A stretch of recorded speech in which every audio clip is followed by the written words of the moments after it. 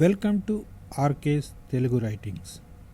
ఈరోజు మన కథ మీ నాన్నకు పెళ్ళి రండి అంటూ పిల్లలను ఆహ్వానించిన తల్లి. ఆమె ఎందుకు ఇలా చేసింది? Let us start the story. Ahmedabad బాపూనగర్లో ఒక అపార్ట్మెంట్లోని ఫ్లాట్. రూమ్లో సీరియస్నెస్ ఆవహించి ఉంది. అక్కడ ఉన్న నిశ్శబ్దానికి పూర్ణాగారు మొబైల్లో వాట్సాప్లో టైప్ చేస్తే వినపడుతోంది.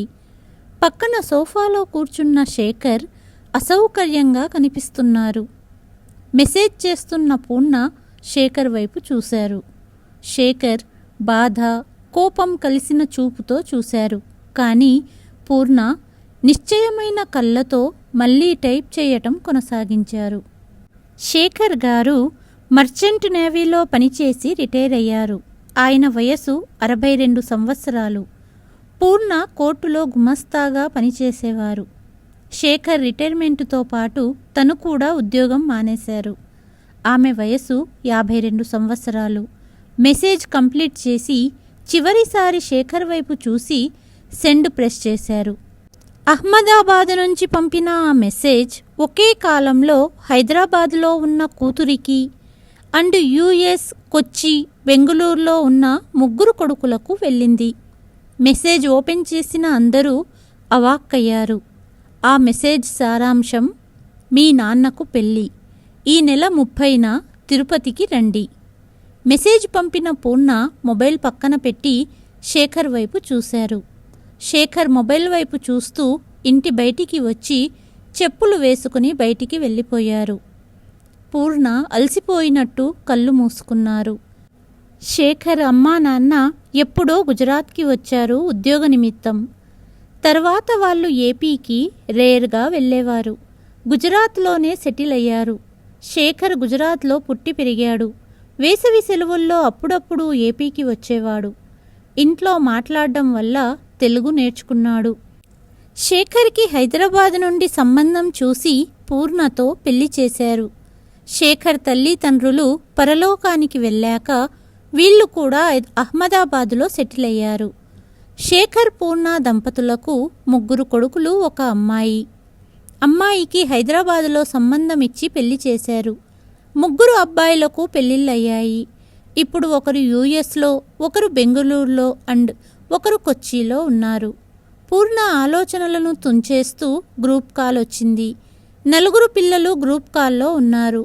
లిఫ్ట్ చేశారు పూర్ణ. కూతురు: ఏంటమ్మా ఆ మెసేజ్? సీరియస్గా మెసేజ్ పెట్టావా లేదా జోకా? పూర్ణ: నేను చెయ్యాలనుకున్నదే పెట్టాను. కూతురు: ఏంటమ్మా ఇది? 2వ అబ్బాయి: ఇలా చెయ్యొచ్చా అమ్మా నువ్వు? పూర్ణ: మీకు తెలుసు కదరా నా పరిస్థితి. పెద్దోడు: నీకు క్యాన్సర్ రావటం దురదృష్టం. అయినా నీకు ట్రీట్మెంట్ జరుగుతుందిగా అమ్మా. అవునరా, ట్రీట్మెంట్ బానే జరుగుతుంది 3 సంవత్సరాల నుండి. కానీ కోలుకోలేకపోతున్నాను అన్నది పూర్ణ. మేమంతా లేమా?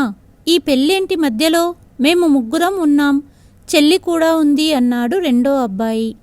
నా పరిస్థితి నాకు తెలుసు. గత 10 సంవత్సరాల నుంచి మన జీవితాలను నేను చూస్తున్నాను. ఎవరికి సమయం ఉందిరా ఇక్కడ వేరే వారి కోసం? అందరం బిజీగా ఉన్నాం. ఎవరి లైఫ్లో వాళ్ళం చాలా బిజీ అయిపోయాం అన్నది పూర్ణ. పెద్దోడు యుఎస్ నుండి 2 ఏళ్ల ముందు నాకు క్యాన్సర్ అంటే వచ్చి వెళ్ళాడు. మళ్ళీ ఎప్పుడు వస్తాడో తెలియదు. 2వ కోడలు బిజినెస్లో బిజీ, కొచ్చిలో ఉంటారు. వాడు సంవత్సరానికి 4 నెలలు గల్ఫ్లోనే ఉంటాడు పని మీద. చిన్నోడు కోడలి సాఫ్ట్వేర్ గోల వాళ్ళది. ఎప్పుడు ఉద్యోగం పోతుందో, ఎప్పుడు యుఎస్ పోతారో తెలియదు. నా చికిత్స కోసం గత 3 సంవత్సరాల నుండి మీ అందరి దగ్గరకు నేను నాన్న వచ్చి వెళ్ళాముగా. నాకు తెలిసింది ఇవ్వటానికి మీకు టైం లేదు. కానీ ఒంటరి కాబోయే మాకు కావాల్సింది అదే టైం. కూతురు దగ్గరికి చుట్టం చూపుగా పోవచ్చు కానీ ఉండిపోలేంగా. కూతురు: అయినా ఎవరమ్మా ఇప్పుడు పెళ్లికి ఒప్పుకున్నావిడ సిగ్గు లేకుండా అన్నది. పూర్ణ: జాగ్రత్త, ఆ మాట మమ్మల్ని అంటున్నట్టు. నేను పెళ్లికి కారణం ఇప్పుడే చెప్పాను. ఇంకా ఆవిడ గురించంటావా? ఆవిడ తెలుగువారే. మాలాగే ఇక్కడే సెటిల్ అయ్యారు టీచర్లాగా. ఆమె భర్త కోవిడ్లో మరణించారు. వారికి పిల్లలు లేరు, పుట్టరు కూడా. ఆమె భర్త పోయాక మిగిలిన ఆస్తితో మా అపార్ట్మెంట్లో ఉన్నారు. 2 సంవత్సరాల నుండి నాకు గుడిలో పరిచయం. మేము రోజు వాకింగ్ కోసం పార్కులో కలుసుకుంటాము. మన గురించి ఆవిడకు మొత్తం తెలుసు. నేను ఒప్పించాను. చిన్నోడు, నాన్న సంగతేంటి? ఈ వయసులో ఆయనకు తెలివి లేదా? పూర్ణ, నోరు మూసుకో. ఆయన గురించి ఏమన్నా అన్నారో చెంప పగులుతుంది. అవున్రా, ఆయనకు తెలివి లేదు. ఉంటే ఈ కుటుంబం కోసం తన యవ్వనమన్నీ సంవత్సరాల సముద్రానికి సమర్పించేవారు కాదు.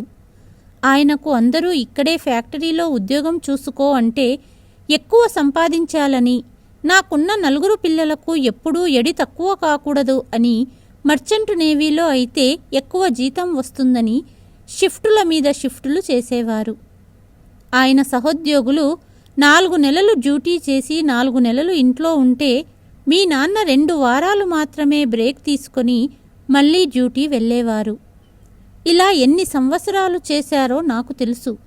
చాలాసార్లు డబ్బులకు కక్కుర్తి పడుతున్నావని వాళ్ళ సహోద్యోగులు ఎగతాళి చేసినా, మీ కెరీర్ బాగా ఉండటం కోసం ఆయన శ్రమపడ్డారు.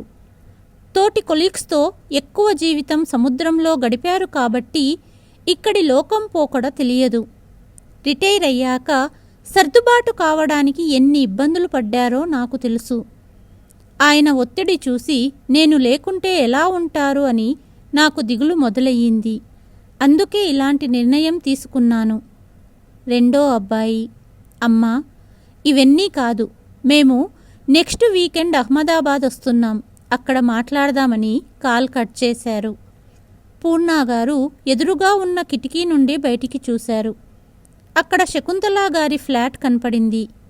ఆమెను మొదటిసారి కలిసిన సందర్భం గుర్తుకు వచ్చింది.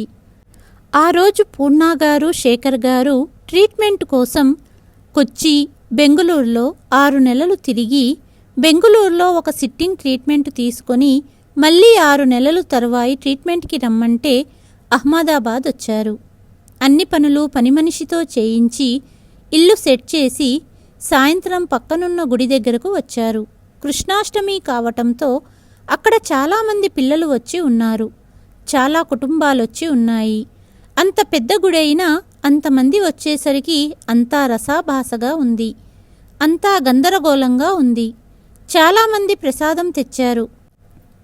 పూజారులు దేవునికి ప్రసాదం అర్పించి పక్కన పెట్టిన ప్రసాదం బుట్టలు 100కు పైగా ఉన్నాయి.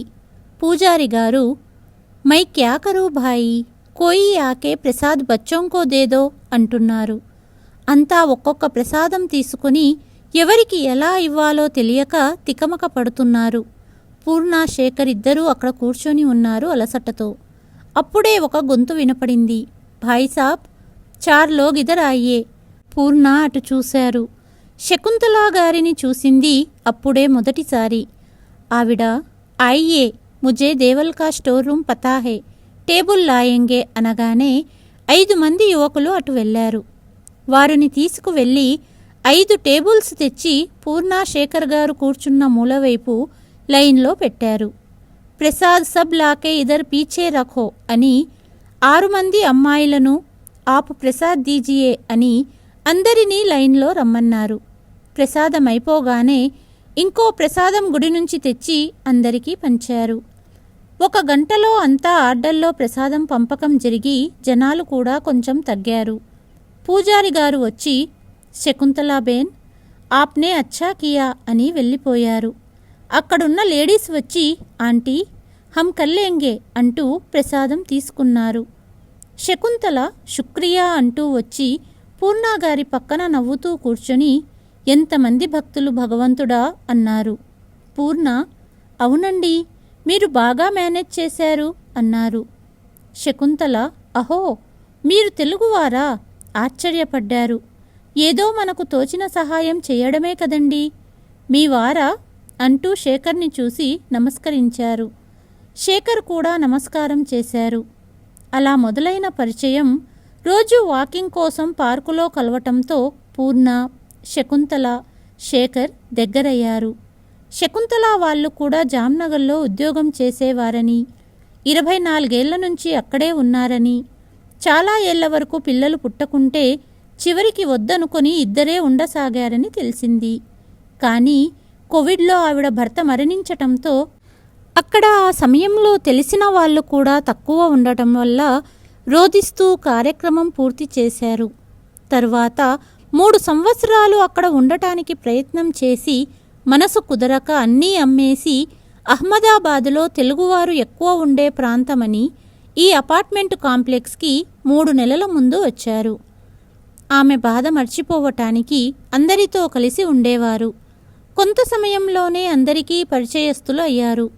ఇప్పుడు శేఖర్ పూర్ణ దంపతులకు దగ్గరగా అయిపోయి తరచూ ఇంటికి రావటం పోవటం చేసేవారు. పూర్ణ గారు కూడా ఆవిడతో అన్నీ షేర్ చేసుకునేవారు. తమ కుటుంబం గురించి, తమ కెరీర్ గురించి, తమ పిల్లల కెరీర్ గురించి ఇలా అన్నీ షేర్ చేశారు. తనకు క్యాన్సర్ స్టేజ్ 1 మరియు స్టేజ్ 2 మధ్య ఉండటం, తన చికిత్స గురించి చెప్పారు.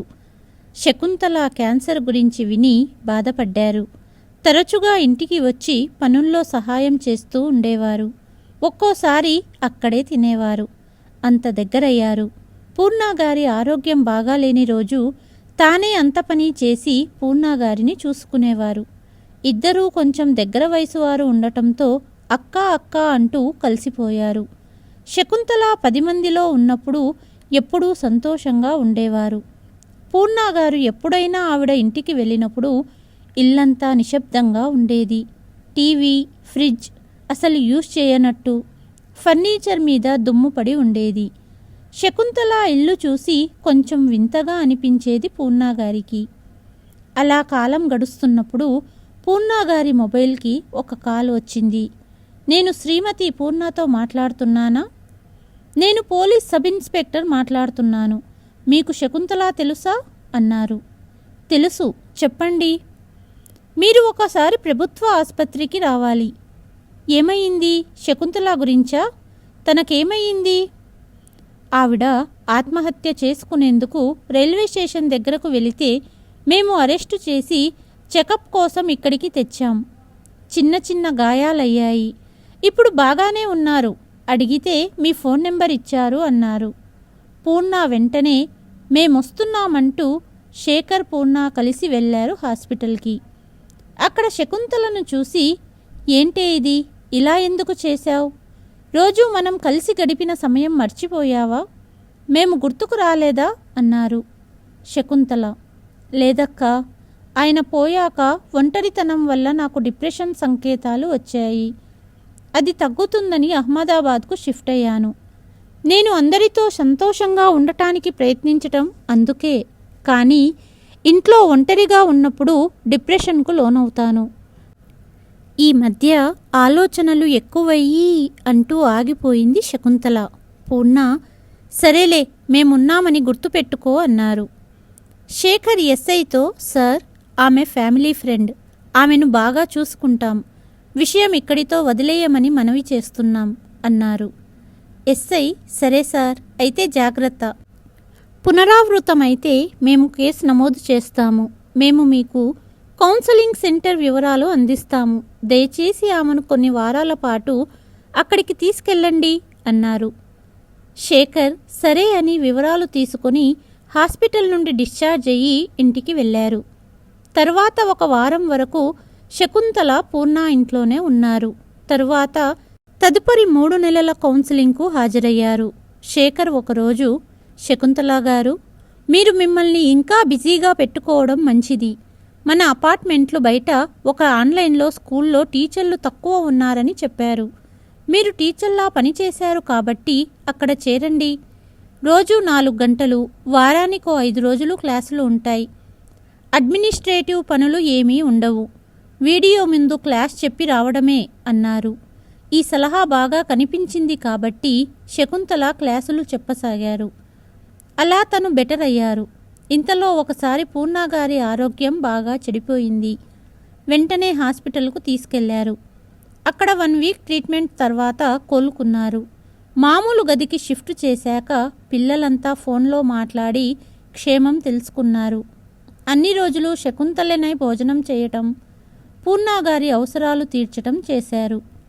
ఒకరోజు మధ్యాహ్నం పూర్ణ, శకుంతల, శేఖర్ హాస్పిటల్ రూంలో కూర్చొని ఉండగా పూర్ణ కళ్ళల్లో నుండి కన్నీళ్లు రావటం చూసి శేఖర్, బాధపడకు పూర్ణ, నువ్విప్పుడు కోలుకున్నావు, తొందరగా క్యాన్సర్ నుండి కోలుకుంటావు, సంపూర్ణ ఆరోగ్యంగా ఉంటావన్నారు. శకుంతల, ఏంటక్క బాధపడుతున్నావు, ఇప్పుడు బానే ఉన్నావుగా దేవుని దయవల్ల అన్నారు. పూర్ణ ఇద్దరినీ చూసి, ఈ గండం గడిచింది కానీ ఇలా ఎన్నిసార్లు?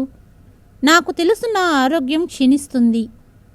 నాకంటే ఆయన గురించి బాధ ఎక్కువగా ఉంది. ఎప్పుడూ సముద్రంలో సహచరుల మధ్య రోజూ 12 గంటలు పనిచేసి బిజీగా గడిపేవారు. పదవీ విరమణ అయ్యాక మేము 15 సంవత్సరాలు ప్రశాంతంగా గడుపుదాము అనుకున్నాం. కానీ 3 సంవత్సరాలలో ఈ క్యాన్సర్ నాకే ఎందుకు వచ్చిందో, నేను ఏం పాపం చేశానో అనిపిస్తోంది. ఆయన ఇప్పుడు ధైర్యంగా ఉన్నారు కానీ ఒక్కసారిగా ఒంటరితనాన్ని ఎదుర్కోలేరు. నేను పోయాక ఆయన కుమిలిపోతారు. ఆయన పడబోయే బాధ ఊహిస్తే నాకు కన్నీళ్లు ఆగడం లేదు అన్నారు. శకుంతల మౌనంగా వింటున్నారు. పూర్ణ కొంచెం సమయం ఊపిరి పీల్చుకొని ఇద్దరి వైపు చూసి, శకుంతల, నాకు ఈ సమస్యకు ఒక మార్గం కనపడుతుంది. నువ్వు ఆయన్ను పెళ్లి చేసుకోగలవా అని అడిగింది. శేఖర్, పూర్ణ, అదేంటి, ఏదొస్తే అది మాట్లాడమేనా, మతి భ్రమించిందా అన్నారు కోపంగా. శకుంతల, అక్క ఏమంటున్నావు, అర్థమవుతుందా? పూర్ణ, మీరు ఈ రోజు గురించి ఆలోచిస్తున్నారు కాబట్టి మీకు నా మాటలు అర్థం కావట్లేదు. నేను భవిష్యత్తు గురించి ఆలోచిస్తున్నాను, నాకు సబబు అనిపిస్తోంది. నేను అన్నీ ఆలోచించి ఈ నిర్ణయం తీసుకున్నాను. చావును దగ్గర్నుండి చూశాను కాబట్టి ఇదే నాకు కరెక్ట్ అనిపిస్తుంది. శేఖర్, నీకు పిచ్చి పట్టింది, ఏదో ఊహించుకొని ఏదో మాట్లాడుతున్నావు. పూర్ణ, నేను మీ గురించి ఆలోచించి చెప్పిన మాటలు నిజం కాదా? మీరు ఒంటరిగా బ్రతకగలరా? నేను లేకుండా ఒక పని చెయ్యగలరా? శేఖర్ మౌనంగా వింటున్నాడు. పూర్ణ, రాబోయే పరిస్థితులు నేను చెప్పినలాగానే ఉంటాయని మీకు తెలుసు. దాన్ని ఎవరూ మార్చలేరు. నేను చెప్పిన పరిష్కారం మీకు సరైనది కాదు అనిపిస్తే మీరేం పరిష్కారం చెప్తారో చెప్పండి, నేను వింటాను. నేను జరగబోయే నిజంను ఫేస్ చేయటానికి ధైర్యంగా ఉన్నాను. పిరికితనంతో దాటవేయటం లేదు. అందుకే నాకు తెలిసిన పరిష్కారం చెప్పాను అన్నారు. శేఖర్, నువ్వు ఏమేమో మాట్లాడుతున్నావు, ఇలా మళ్ళీ మాట్లాడకు అంటూ తలుపు వైపు వెళ్ళారు. వెళ్తున్న శేఖర్తో, సరే నేను మాట్లాడను, కానీ ఈ సమస్యకు నాకు పరిష్కారం చెప్పండి 1 నెల రోజుల్లో అన్నారు పూర్ణ. శేఖర్ కొంచెం ఆగి విని వెళ్ళిపోయారు. శకుంతల మౌనంగా ఉండిపోయారు. తర్వాత అనేక వారాల తర్వాత పూర్ణగారు, చివరిగా మీరు చెప్పండి పరిష్కారం అనేవారు శేఖర్ శకుంతలతో. అలా గడిపిన వాదోపవాదాల తర్వాత పూర్ణ ముందుకు వెళ్ళాలని నిర్ణయించారు. ప్రస్తుతం ఇంతలో తలుపు దగ్గర చప్పుడయ్యి అటు చూశారు. శేఖర్ ఏదో టిఫిన్ ప్యాకెట్ తీసుకొని వచ్చారు. డైనింగ్ టేబుల్ మీద పెట్టి ఓపెన్ చేసి పక్కనున్న ప్లేట్లో పరాటా కర్రీ వేసుకున్నారు. పూర్ణగారితో మాట్లాడడం లేదు. తినటానికి కూర్చొని కొంచెం నోట్లో పెట్టుకున్నారు. వెంటనే ఊసేశారు. ఛా, ఎంత మసాలా వేశారు! ఎన్నిసార్లు చెప్పాలి ఉప్పు కారం తక్కువ వేయమని ఈ హోటల్ వాళ్లకు అంటూ ప్లేట్ పక్కన పెట్టేసి పూర్ణ వంక చూశారు. పూర్ణగారు లేవబోయారు.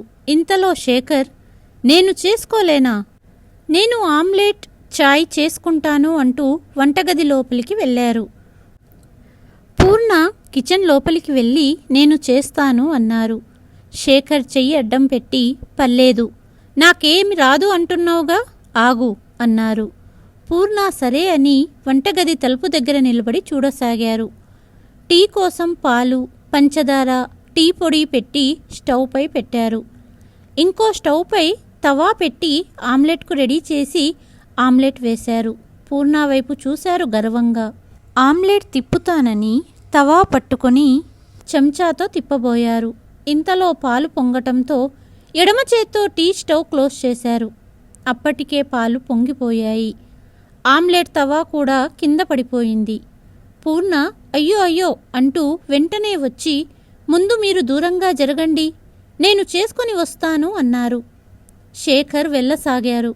కిచెన్ డోర్ దగ్గరికి వెళ్ళిన శేఖర్తో, మీరు ఒక్కసారి ఆలోచించండి, ఆ మసాలా ఉన్న ఫుడ్ రోజూ తింటే మీకు వచ్చే సమస్యలు ఊహించడానికే కష్టంగా ఉంది నాకు. నేను చేసే పని ఆడంబరం కోసమో విలాసం కోసమో కాదు, అది అత్యవసరం, కాలం మీకు తెలుపుతుంది అన్నారు. శేఖర్ మౌనం వహించాడు. 4 రోజుల తర్వాత అమ్మాయి, రెండో అబ్బాయి, చిన్నబ్బాయి వచ్చారు ఇంటికి మాట్లాడ్డానికి. సైలెంటుగా అంతా ఫ్రెష్ అప్ అయ్యి కూర్చున్నారు. పూర్ణ అన్నారు, చెప్పండి. అమ్మాయి, ఏంటమ్మా చెప్పేది? నువ్వు నీ మాట మీద ఉంటే ఏం చెప్పేది? ఎప్పుడూ టీవీలో ప్రవచనాలు చూస్తుంటావుగా, ఇదా ఎలా నేర్చుకున్నావు?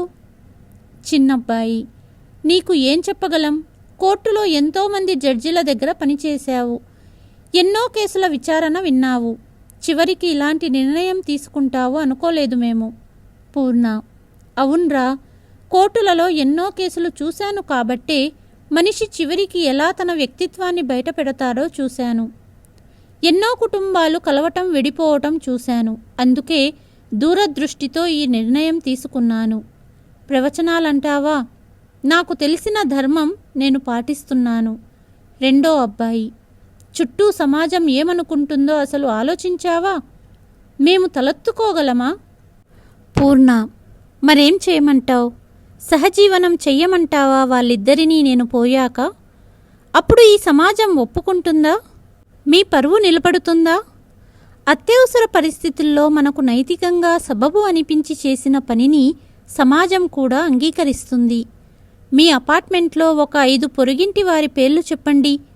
మీరు చేంజ్కి భయపడుతున్నారు. మనం మార్పును అంగీకరిస్తే చివరికి మనందరికీ మేలు జరుగుతుంది. నా ఆరోగ్య పరిస్థితి వల్ల నేను ఇలాంటి నిర్ణయం తీసుకోవలసి వచ్చింది. రెండో అబ్బాయి, నీకు ట్రీట్మెంట్ జరుగుతోందిగా, ఇంకొన్ని రోజుల్లో తగ్గుతుంది. పూర్ణ, నేను కూడా ఇన్ని రోజులు అవే ఆశలతో ఉన్నాను. కానీ మొన్నైన ఎమర్జెన్సీ తర్వాత నా ధైర్యం తగ్గింది. నా క్యాన్సర్ 3వ దశలో ఉంది అని డాక్టర్ చెప్పారు. నాకు తెలుసు, నాకు ఎక్కువ రోజులు లేవు. నేను పోతే ఆయనకు వచ్చే బాధలు కష్టాలు నేను ఊహించలేను. శేఖర్, నేను ఒక్కన్నే బెతకగలను అన్నారు కోపంగా. పూర్ణ కోపంగా, ఒంటరితనం గురించి నాకు చెప్పకండి. 4 పిల్లలను 30 ఏళ్లు పెంచి పెళ్ళిళ్ళు చేశాను. అది ఎంత భయంకరమో మీకు తెలియట్లేదు. కూతురు, ఇదేనా నీ చివరి నిర్ణయం? పూర్ణ, మీ అందరినీ అడిగాను ఇన్ని రోజులు వేరే పరిష్కారం చెప్పమని. లేదు కాబట్టి మీరు ఏమీ చెప్పలేదు. నేను పోయాక మీ నాన్న ఎన్ని సంవత్సరాలు బ్రతుకుతారో, ఎంత కష్టపడతారో నేను ఊహించగలను. మనందరికీ మంచిదని నాకు తెలిసిన బెస్ట్ ఆప్షన్ నేను చేస్తున్నాను. శేఖర్, పూర్ణ అన్నారు గట్టిగా. పూర్ణ, మీరు మాట్లాడొద్దు. ఇదే నా చివరి కోరిక అని మీకు ఇదివరకే చెప్పాను. నా ఆఖరి కోరిక తీర్చడం కోసమైనా మీరు నా నిర్ణయాన్ని అంగీకరించాలి అంటూ లేచి, వచ్చే వారం 30న తిరుపతిలో మేముంటాము, ఎవరు ఉన్నా లేకున్నా అని గదిలోకి వెళ్ళిపోయారు. పూర్ణ గారి నిర్ణయం సరైనదేనా? కామెంట్లో చెప్పండి. ఈ కథ కనుక మీకు నచ్చితే please like, share and subscribe to RK Telugu writings. Hi viewers, welcome to nature green farms, Patlur, Sadashivpet. లో ఇన్వెస్ట్మెంట్ హై రిటర్న్స్ తో ముంబై హైవేని ఆనుకొని మర్పల్లి రైల్వే స్టేషన్ కి కేవలం 2 నిమిషాల ప్రయాణ దూరంలో Budera to Marpalli 100 feet road facing కి సెకండ్ బిడ్ తో 18 ఎకరాల ఫార్మ్ ప్లాట్స్ వెంచర్ ని లాంచ్ చేయడం జరిగింది. ప్రకృతి ఒడిలో ప్రశాంత వాతావరణంలో సంతోషంగా రిసార్ట్ బెనిఫిట్స్ మరియు వీకెండ్ హోమ్స్ తో మీ కుటుంబ సభ్యులు మరియు స్నేహితులతో నేచర్ గ్రీన్ ఫార్మ్స్ తో గడపండి. 121 గజం అంటే 1 గుంట ప్లాట్స్ బుకింగ్స్ తో ప్రారంభం అయిన ఈ వెంచర్ లో మ్యాంగో, సపోటా, జామ, ఉసిరి వంటి 10 ప్లాంట్స్ నాటడంతో పాటుగా కూరగాయల మొక్కలను నాటి వాటి సంరక్షణ, పోషణ భరిస్తుంది నేచర్ గ్రీన్ ఫార్మ్స్. ఈ వెంచర్ స్పెషల్ అట్రాక్షన్ గా 1/2 ఎకరంలో క్లబ్ హౌస్ మరియు స్విమ్మింగ్ పూల్ ని నిర్మిస్తూ ప్లాట్ తీసుకున్న ప్రతి కస్టమర్లకి పట్టాదారు పాస్బుక్, రైతు బీమా, 5 లక్షల ఇన్సూరెన్స్ తో పాటుగా రిసార్ట్ మెంబర్షిప్ ని ఉచితంగా ఇస్తున్నారు నేచర్ గ్రీన్ ఫార్మ్స్ వారు. Project location highlights: 2 minutes drive to Marpalli railway station, 10 minutes drive to Sadashivpet, 10 minutes to Mumbai highway, 30 minutes to Shankarpalli, 60 minutes to Patancheru, 60 minutes to Muthangi ORR junction వంటి ఆర్టీసీ రవాణా సౌకర్యాలకు దగ్గరగా R1 జోన్ మరియు గ్రీనరీకి చేరువగా ఉన్న మన నేచర్ గ్రీన్ ఫార్మ్స్ ని మీరు ఒక్కసారి విజిట్ చేయండి.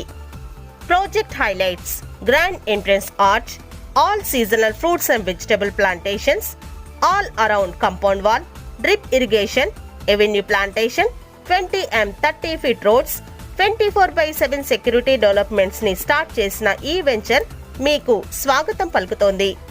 రేపటి మీ పిల్లల బంగారు భవిష్యత్తు కోసం ఇప్పుడే ఇన్వెస్ట్మెంట్ చేయండి. మరిన్ని వివరాల కొరకు సంప్రదించండి 9963718667 కి. Thanks for watching. Thank you.